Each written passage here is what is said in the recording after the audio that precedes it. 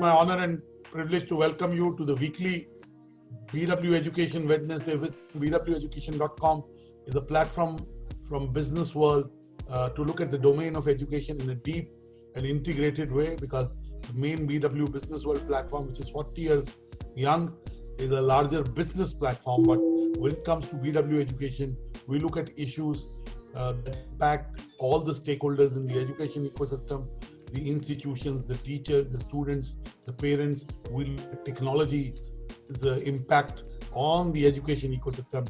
Today in BW Wednesday Wisdom, we have three eminent leaders from the field of education who will tell us what does the future hold for all of us as stakeholders in the Indian education ecosystem. Let me welcome all three of them. Let me first bring in Dr. Bharat Agarwal, who is the president of the Vishwakarma University. Dr. Agarwal, thank you for joining us. He joins us from Pune. Let me welcome Mr. Vishnu Karthik, the CEO of Experion, and it is the brand that is known as the Heritage Schools, and they are now in a multi-locational kind of educational impact. And last but not the least, we have Dr. Suresh Moni, who is the director of the Narsi Monji Institute of Management and Sciences in Bangalore, which is the campus beyond Bombay. So welcome, Dr. Moni. All the three guests lead educational institutions and educational initiatives. They interact with all the stakeholders. So let me start by asking each one of them their introductory comments about how their institutions have done in the last 8 months, and how has the educational ecosystem changed or morphed in the last 8 months. Let me start with Mr. Bharat Agarwal. Bharatji, how have been the last 8 months for you personally and professionally, and what are the changes you've done at the Vishwakarma University to keep in sync with what's happening in the environment? Thank you, Dr. Batra. Foremost, it's an honor to be here on this platform and speaking to all of you all and part of this panel. Well, we all understand the last 8 months have been at home and at work simultaneously. So we at Vishwakarma had been honestly pushing and initiating a lot of digitization for our administrative as well as for our teaching learning processes for more than 3-4 years now. It did meet with a lot of resistance from teachers, from students, and from other stakeholders as well. I think what COVID did was it removed that resistance completely. So beyond maybe the first 3-4 days of lockdown, everyone went online. The students, the teachers, beyond the teaching learning, which is primarily transfer of knowledge, newer engagement models were developed and evolved. Projects started happening, group discussions started happening, and very importantly, recruitments are happening. For the last 3 months now, even companies coming on physically came on campus for placements are now recruiting online and recruiting with the same rigor and fervor. So the entire ecosystem has went through a change. We understand the importance and the easiness of using digital technologies than ever before. I believe going forward with these challenges behind us, with the learnings that this last 8 months have given to us, we would be in a much more, I would say, effective, we would have learned the most effective ways of engaging students in the teaching learning process through a hybrid model, through an online model, through a classroom model, whatever we might evolve further. So that's in short my comments on the last 8 months. Thank you, Dr. Agarwal. We'll come back to for getting more insights into what you feel the future holds for us. But let me bring in Mr. Vishnu Karthik. Vishnu, you heard Dr. Agarwal. What are your opening comments in terms of how your institutions have morphed or adapted to the new abnormal? I don't call it the new normal. I hope it's an abnormal and goes away soon. So look forward to your opening comments. Thanks, Anurag. Thanks for having me over. And I think at the Heritage Schools, we resonate a lot with what Bharat just shared. I think when it opened, there's a lot of fear about what's going to happen. Many of the technology initiatives which our group had initiated over the last 4-5 years, especially around learning management system, which in some ways is unique for K-12 schools. I know many higher education institutes do have a KMS or an LMS system in place, but schools largely don't have, and we started about 3-4 years back. And of course, parents are wondering, why do we need to have this? But today we know that a lot of our parents and students and teachers are appreciative of some of the efforts we had taken a few years back. I should tell you, but 2-3 months into the lockdown, personally, we were very worried about the financial viability, the capacity of parents to. We are one of the, in fact, the most expensive CBSE schools in the country. So our price points are also fairly higher, and I was personally very worried about how the recovery is going to happen. I think that's fear shared across industries about how the COVID would pan out. But one thing I realized that parents do appreciate quality, parents do appreciate good intent, and thankfully our fee recovery is almost back to pre-COVID levels. So much so, I think in the last 2 months, we have launched 2 new campuses. That's another interesting thing which has happened. I would have never thought we would have done this so quick and so fast. I think COVID also presented a lot of opportunities to expand. It also made the top brands more stronger, and the institutions which have not necessarily been providing quality services get weaker or probably shut down. I know a lot of schools are up for sale, at least in my sector, but it is an opportunity which COVID has presented to some of the stronger players. Thank you so much, Vishnu, for giving us a realistic viewpoint on what happened and what is likely to happen. You're clearly saying consolidation amongst the sector will happen. Smaller players may merge or become part of larger institutions, and clearly differentiation helps. That's what I hear. Let me bring in Dr. Suresh Moni. Dr. Moni, you run a leading business school. It's a very big brand. Me from the B school ecosystem, I understand the power of Narsi Monji. But tell us, has really B school education kept pace with what's happening in the business environment? And do give us your opening comments on how you dealt with the new abnormal. Dr. Suresh Moni, you'll have to unmute yourself. Unmute is the second most popular word of 2020, the first being COVID and the third being mute. Thank you, Dr. Anurag Batra. It's a pleasure to be here, to be part of this panel discussion. Now, let me tell you, I think I must take you back to the lockdown. March 24th was the date the lockdown was announced in Karnataka, in the state of Karnataka. And immediately we set our gray cells working and say, what do we do? And, I must give you a little background. We have really been a traditionally technology campus or a university. Learning management systems were always there. We were perhaps the first to have the AP system for our entire academic process, not only the purchase and accounts process, but even the academic process. And about 4-5 years back, during one of our retreats, we said we must introduce MOOCs, massive open line courses for Anu. And we also said that we should have some amount of online learning. But it is for 4-5 years and nothing really happened because no one took the initiative. The faculty did not take the initiative. Believe me, we had no other way to go. And just as we say, necessity is the mother of invention. I think the COVID was an exogenous shock that we faced. We had no control for us. And against this background or this environment, this backdrop, I think we all rose to the occasion. And within 2-3 days, we ramped up. We had a deliberation, we had a discussion, and we said, why don't we have the online mode? And because we expected that there's going to be a long run-out effect. And immediately we also got talking to our university head office, and they said, okay, go ahead. And within 3 days, actually, it was on a Saturday that the lockdown was announced, and Tuesday we started the ball rolling in terms of the online programs. And I think in the space of the next about 6 weeks, we did massively almost about 1,200, 1,300 sessions of online for our postgraduate programs, for our undergraduate programs. And it was a fabulous effort from the faculty as well as from the students. So the schedules did not get upset. We were to complete the academic calendar in April. We did that. And the question was, how do we do the exams? And again, we did some unique innovation for the exam. We said, let's have open book exams. We had open book exams which really set raised the bar high in terms of critical thinking skills. The critical thinking skills tested of the participants. I think that was very high. So, and the faculty set some very unique papers, considering that it was open book, and it was welcomed by the students. So even the exams went on beautifully well, and we were able to declare the results. So but then this process of what we did in March, end of March and April, was really something under duress, something under pressure. But we said, look, we have done this online learning, but we are not experts in. We are not reached perfection in this. There's a lot of learning to go. So then in the vacation in May, we started really classes in terms of how to improve ourselves in terms of online learning. And what are the facilities in the online medium that we can use? Things like polling, things like breakout room.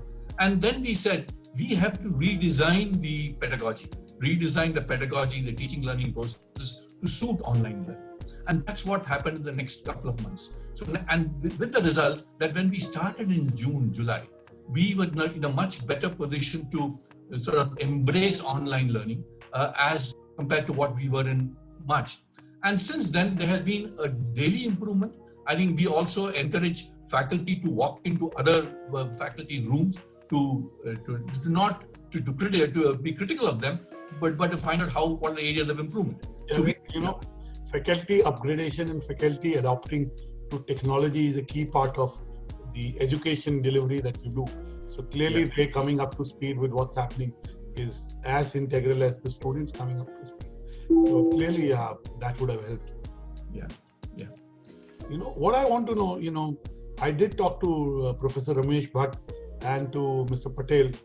Both of them are very good friends of mine, and I understand what Narsee Monjee is doing. My view on business schools is business schools haven't kept up pace with what's happened in the last 8 months in terms of the business environment. We cannot segregate what's happening in the business environment with what is being taught in a business school. So I think there is a disconnect there. I can talk about my own business school, who I chair the alumni, about 15,000 strong alumni, and I also am on the board of the governors of MDI. I can say that while we've done all the things you've talked about, I don't think the vision of having a B school on the cloud, physical infrastructure is always important. We start by saying MDI has a 40-acre campus in the heart of the city, but I don't think that's that important anymore. What is important is the quality of faculty. What is very important is, are we including new courses? Are we bringing professors from across the globe?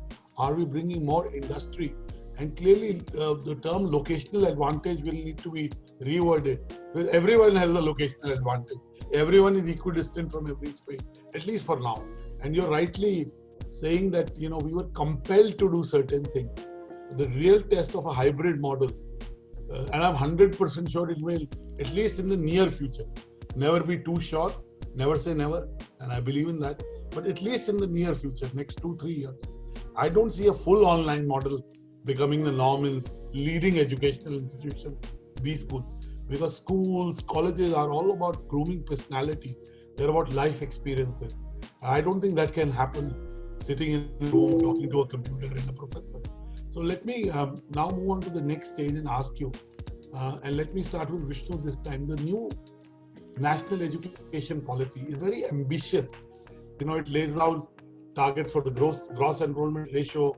It talks of a very ambitious public-private partnership. It says all the right things. Tell us what should be the priorities. You can't attempt everything at one go and get it right. What do you think should be the priorities that the policymakers should try implementing first, so that over the next few years, the directional change happens? For example, multidisciplinary institutes, degree-giving institutes, so on and so forth. So give us a sense of, as an educator, what do you think it got right and what should it focus on? So, Anurag, when I come from a management consulting background, when I moved into K-12 schools, I was inspired by the NCF, the National Curriculum Framework, which came in 2005. And for about 7-8 years, that was the Bible for many educators. But all of us know what happened to that document. So I am a little skeptical about a government's, not just a government in position, any government's capacity to deliver in some of these things. But having said that, I must acknowledge some of the levers NEP focused on is the right thing. And my feedback is limited to K-12 space and the intersection of K-12 to higher education. So my feedback is going to be limited around that.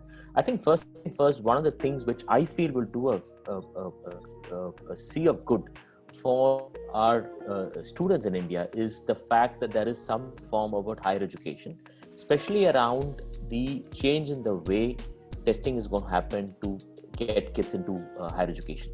So the NEP's focus on shifting away from standardized testing or a high-stake testing to a testing agency and focusing on foundational skills as a pattern, like just the way the US does. So in the US, unlike in India, there is no CBSE board, which is entrusted with the job of designing the curriculum and testing. And these two are in some sense contradictory roles, and there's a conflict of interest in it. Here, the administrator of schools is the designer of curriculum, is the administrator of the high-stake testing, and it's a self-serving board. And no wonder we always have great inflation year after year after year. But in the US, there is a standardized body called the College Board, which is your primary job is to do testing, and the school administration, the curriculum design is done by several decentralized bodies. At the first move I really like, and I think will have a bigger impact over the decades to come, is the separation of powers between the national curriculum body and the testing agency. Second, I think the reform to make liberal art education or multidisciplinary education in the undergrad level, which will have again a cascading effect in schooling. One of the fundamental problems, forget about public schooling, even in good private schools, is the way grade 11 and 12, or for that matter even 9 and 10, is siloed into streams called science, commerce, humanities. And anybody in the industry would know the world is not siloed into subject, the world is multidisciplinary. In some sense, we all want our children to go through some form of liberal art education. When I say liberal art, I'm not referring to arts. I have two young kids who are about to go to college, young adults. Yes. So I understand the challenges real time and, in a very real manner, and I'm also a failed education entrepreneur. I did start a media education institute about 11, 12 years back and shut it down 7, 8 years back. 200 students did pass out. Some of the leading anchors are from my media school. So I understand the challenge from a very real standpoint, and thank you for being real, because I think the government needs to take industry leaders and practitioners into account when it goes into the stage of execution. And God is in details, God is in execution.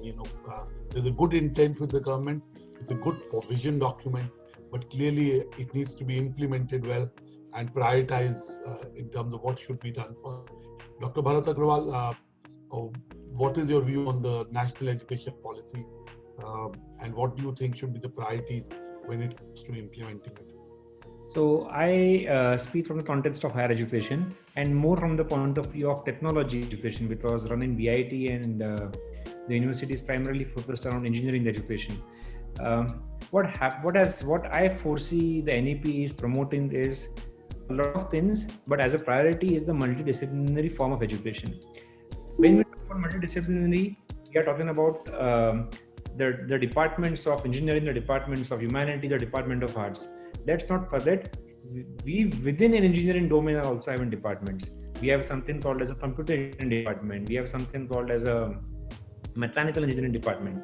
And the ground reality says that these departments don't speak to each other. Electrical, chemical. Yeah. I myself did a BTech in computer science, but clearly you're right. Integration amongst these functional areas for business is important. Yes. Applications. Yeah. Forget business for application of it. Yeah. So when we want to apply when we want to go for a solution for an engineering problem, you don't come from a background of computer engineering. You have to be an engineer and you have to think as an engineer. So one is breaking of these backgrounds and these departments is something that NEP is forecasting, which I think is an easy priority. I say easy priority because it is a priority and it is easy to do. Second, as mentioned in the NEP, is also about introducing liberal arts and humanity programs in the technology curriculums, which has been largely missing. According to me, even that's also an easy priority. Again, easy to implement and easy to do. The larger part of NEP is the overall in the affiliation system of education, which according to me personally is a challenging task, but the most important steps that NEP is going to take. In the affiliation system, Central State University has 200 colleges, for example, affiliated. Everyone teaches the same curriculum. Every student goes to the same assessment. Nothing is localized. So in a city of Pune, which is a metro city, a student learns the same curriculum as a student who has been studying in a rural area which is around 200 kilometers from the city. Localization of education to meet the local needs of students, the society, the industries, the employers is something that had been totally gone wrong. I think the mandate of NEP that will only allow universities or autonomous colleges granting the degrees is a big, or I would say the biggest overall it is proposing. I don't know how they will do it because it involves not only academic but a lot of legal challenges, a lot of structural challenges within the university. I do hope they come out with solutions for it which makes it a simpler process. They should take it up as a priority because it will take time to implement the entire overhauling of this affiliation system. Thank you so much. Dr. Moni, your comment. Yeah, the NEP, is highly aspirational. And, India, we always produce some great documents, but when it comes to implementation, we always probably go wrong. That's been in our DNA, you can say that. So it's not as if national education policies have not been there in the past. There was the Radhakrishnan Committee sometime in the 60s. There was another report sometime in the 80s. But all these were in the shell. They were never implemented. So when I look at this NEP, there are 5 or 6, what you can say, the pillars of the NEP. The first is, of course, the enhancement of the, I'm talking about higher education, enhancement of the GER from 26.3% to 50%. The increase for the teacher service. For this, you require about 3.4 million teachers. My biggest worry is how are you going to generate 3.4 million quality teachers in the next 5 years? Because they say the NEP has to be implemented by 2030. By 2030, it has to be operational. If that be so, by 2025, you must get up these 3.4 million teachers, because otherwise you're not going anywhere. The next thing they talk about is this multidisciplinary universities. Multidisciplinary universities, again, is a great idea because most universities abroad are MDUs. But, they've also said that you must have one multidisciplinary university per district. Now, that is something which is, I don't know whether it's highly practicable. Today, if you look at it, there are at least about 100 districts in the country where there are no universities at all. I mean, if you take some of the underdeveloped states, the hill states, and things like that. So if you want to set up 100 universities and taking a minimum 500 crores per university, I'm taking 500 crores on a lower scale, I think it's called for a lot, about 50,000 crores investment. That is number one. And then to get the teachers for each of these multidisciplinary universities all across the country.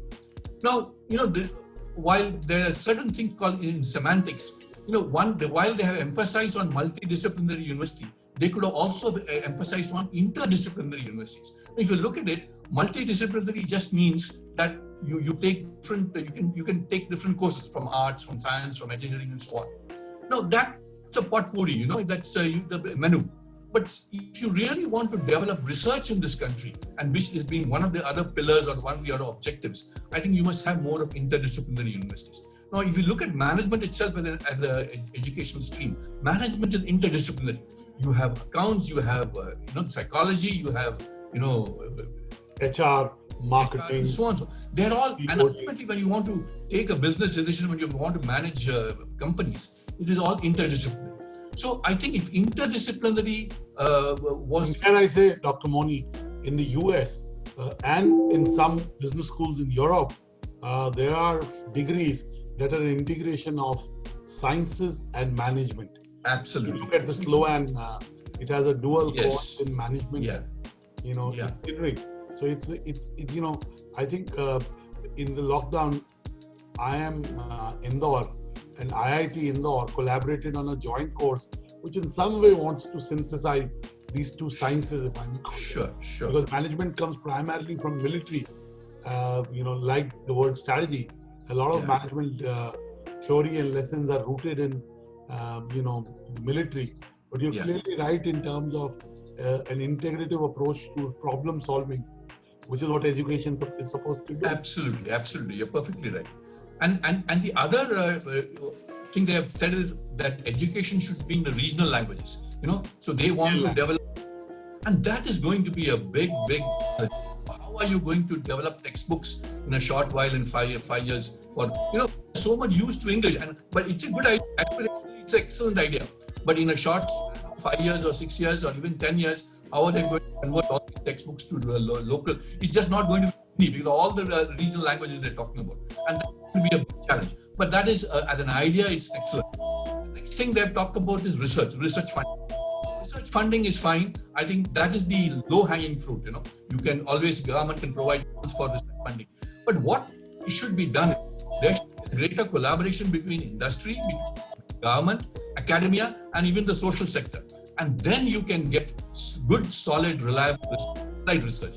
Because a lot of the thing which goes as research is really perfunctory, it's really theoretical. They tweak some equations here and there and produce it as research.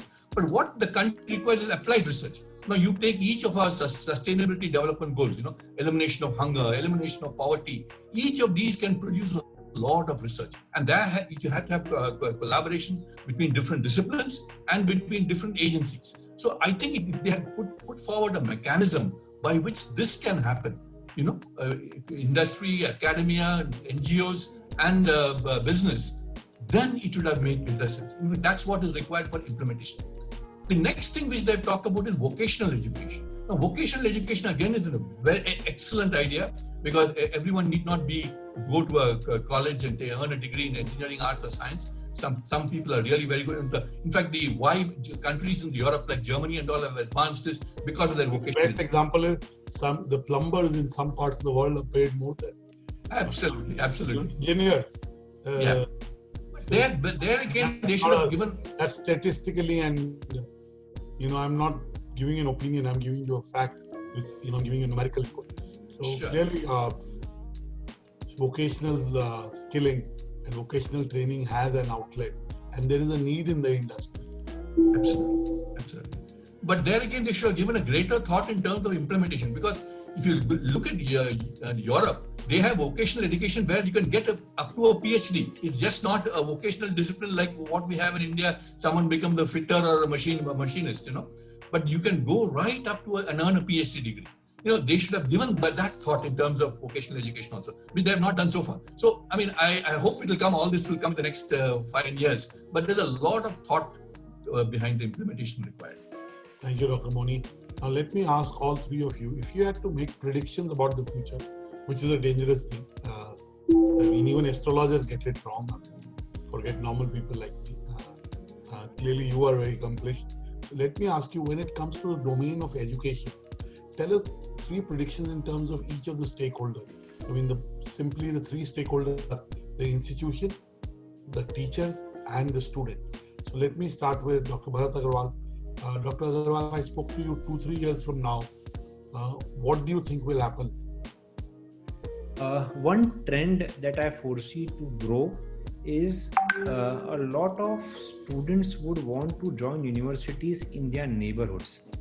Now, geographical location, or I would say geographical relocation, would be only limited to the topmost tiers. The IITs, the IIMs may demand or which have a compulsory full-time residential program may demand students to travel from one part of the country to other.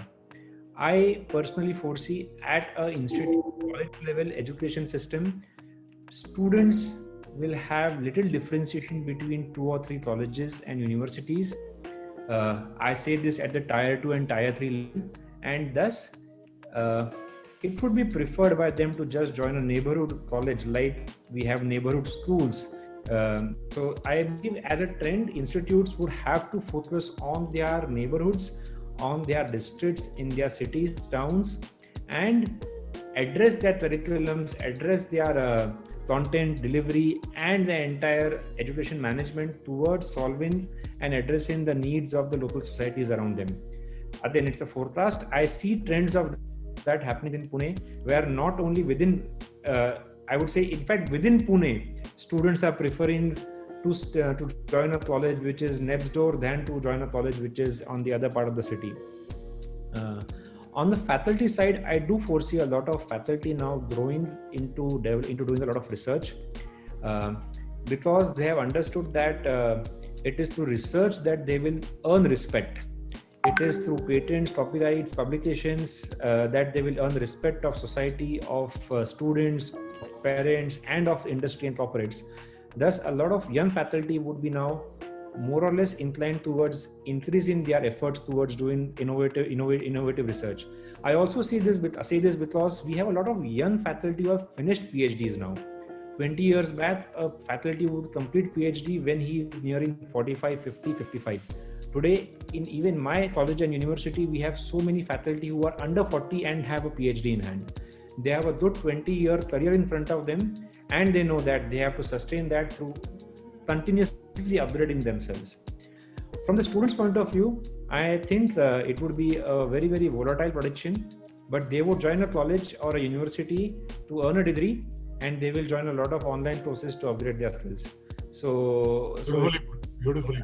Yeah, so it would be Students will join a lot of university to earn a degree and join lots of online courses. Yeah. Learn a skill. Because I think that's so. Amalgamation happens. So true. Yeah, if amalgamation happens, very nice. But the trust of the students towards universities amalgamating skills education along with formal degree education has to be built in India, which I don't believe any of us today command. So we are as universities and colleges degree granting authorities, and there is someone else who is providing the right skills. And so you have the flourish of the Coursera's and the other platforms who are only in that domain of teaching students individual courses and skills. Okay. Vishnu, your top 3 predictions for each of the stakeholders. So one, while I agree with Bharat, I also have a contradictory prediction. While I think there will be parents and a substantial number of parents and students, and by the way, in India, there's always a crowd for everything, who would prefer colleges which are in the neighborhood. I also see a lot of parents moving to Tier 2 and Tier 3 colleges outside India. I think there is a lot of value discovery of outstanding community colleges which focus on, very niche skills around the world, and just not US and UK. Those traditionally been the destinations for Indian parents. Part of the reason, of course, is the price arbitration is coming down, because today, if I have to go to an Ashoka, I spend 40 lakhs on it. You pay 50% more. I can go to a world-class community college in Canada, for that matter, focusing on data mining. So I think the price arbitrage for some of these parents would be less, as new destinations coming from Germany, Japan, for example, and there's some outstanding institutes. So I think that's going to happen to many parents choosing to go to unknown colleges, however small they might be. The second thing I strongly feel, and I see that happening in our own institute, is that hybrid is here to stay in some sense. And when I say hybrid, I'm not narrowing the definition of hybrid with an online class. That's not what I mean. But I think a fluid definition of learning, which essentially means even in K-12, I would imagine a lot of children who are getting more and more clear about what they want to do, but choose to say, look, I don't want to do a standard CBSE science math. I'm going to take 3 courses from Cambridge, 2 courses from IB, 1 course from AP, and I'm going to do 3 books from here. And I'm not going to go to school Monday to Friday. I'm going to go on Wednesdays and Fridays to meet with my colleagues for collaboration, to meet with my mentors. For the rest of the time, I'm going to be in my internships, I'm going to be with my mentor, and I'm going to do my self-learning. I think some hybrid forms will evolve. And by the way, it's nothing new. One of the largest K-12 online schools is a NYSE listed entity, which has about 100 billion revenue last year. And I predict that that's going to happen in India also. I don't have 3, but these are my 2 bets which I would bet on. Dr. Moni. Yeah, thanks, Dr. Bharat. If you permit me, I'll divide my response in 2 parts. First, I would like to talk a little bit about what might happen in the Western world, because it's also important, because the US particularly is the trendsetter. Now, I was listening to a talk by Professor Vijay Govindarajan, who's the Tuck professor, a very celebrated professor in USA. And he was telling me that the exogenous shock that has hit higher education industry is really going to make that the universities in America, find it very difficult to survive. He says by 2050, only 10% of the higher education universities in America will survive. Why? Because they are heavily dependent on foreign students. It's the foreign students who subsidize the local American students. Okay. So, and because of that, and the fees have gone up so high, $250,000, $300,000 for higher education courses. He says it's too much. And today, the American economy, the total debt of students in America is about $1 billion. And a student does not repay the loan until he attains the age of 35 to 36. So he said that's a very difficult situation. So, and what is required in the future, in this technology-intensive future, he says is competency. So he says you'll get a lot of courses, $20,000 per course for competency building. And so only those universities which can offer something higher in terms of what artificial intelligence, because he said you have to be AI resistant. Universities have to develop the AI resistance capability. So, and what are the higher order skills that you go? All the soft skills of communication, persuasion, emotional intelligence. These are the things which probably AI can't do. So those universities who can deliver that well will only supply. And that's why he says only 10% will supply. Now, when you look, that's for America. So India, the situation I would say is not so bad because our GR is still very low. 20% GR, we want to go up to 50%. I think there's a big demand. Demand is there. But I think we'll have to look at what is not the teaching learning process. And I'll come back to your first question again. This hybrid learning is there to stay. And I think it's a good thing because I wouldn't say it's a bad, because there are a lot of good things about the online learning. And of course, there's a lot of good things about the physical face-to-face learning. So hybrid learning is there to stay. And even if there was no COVID, I think most these schools or universities will adopt hybrid learning. I think it absolutely comes to stay. So which means we have to ramp up the technology infrastructure, which is still poor in this country. So universities have to assimilate technology, embrace technology, and also the government has to really put up the infrastructure. That is from the university point of view. Now the faculty have to really go the extra mile in assimilating technology, which are not there earlier. But I'm sure they will do that. Now, the talk about research. I think research will grow. I think the emphasis on research has already been there. But research has to be applied, and if we can collaborate between academia, industry, business, and government, research will definitely grow. Because if we have to survive in the world of university, and we have to improve our ranking, I think we must be good in research. The next thing is about the students. I think that with development of the technology, I think it's a great opportunity for India to educate its students right from the low. See, today you find one of the biggest problems in schools. They say 50% of the teachers, schools do not have teachers. And of the 50% who come there, only 50% attend classes. There's a very good article by Gurcharan Das who had said this. So which means there's hardly any teaching learning going on in schools. Technology is there to substitute that. And I think if technology is, and so with the likes of Baiju and Khan, I think they're doing a great job in terms of online learning. So especially for the schools in the rural areas, I think if you have online learning plus mentorship, like Baiju Learning offers a mentoring, apart from the online learning, they offer one-to-one mentoring.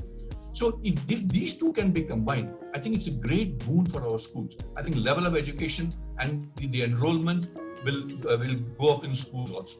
But again, government and industry together, all the IT industries will have to come together to put up the infrastructure. That is from the student point of view. Thank you so much, Dr. Moni. I think today I do this every week and I get to learn something new. Today's conversation was one of the most real and insightful conversations I've had with education leaders, and I thank Dr. Moni, Mr. Vishnu Karthik, and Dr. Bharat Agarwal for their insights and inputs. I'm sure they'll be able to use their insights and their experience of building educational institutions to build careers of students in the new milieu that 2021 and beyond will present to us. Clearly, we learned that consolidation will happen. Interdisciplinary learning is the way forward. Digital learning will accelerate. Skilling is very important. And clearly, Dr. Moni, you're right, the American and the European universities, especially the American, benefit a lot from Indian students who may, as Dr. Bharat Agarwal said, may choose to study in India. He said, closer to where they are. So clearly, you will see these changes. So thank you for being such fortune tellers, so to say, for the future. For those who missed today's conversation, you can log on to the BW Education YouTube channel and watch today's conversation, or read it in the next issue of BW Education. We thank all our panelists, and we thank all our viewers and readers for tuning in to today. We're grateful to Dr. Bharat Agarwal, Mr. Vishnu Karthik, and Dr. Suresh Wood. Thank you so much, and we wish you luck in your endeavors to create, leaders that make an impact. Thank you so much. Thank you, Anurag. Thank you for having me. Thank you, Dr. Batra. It was a pleasure.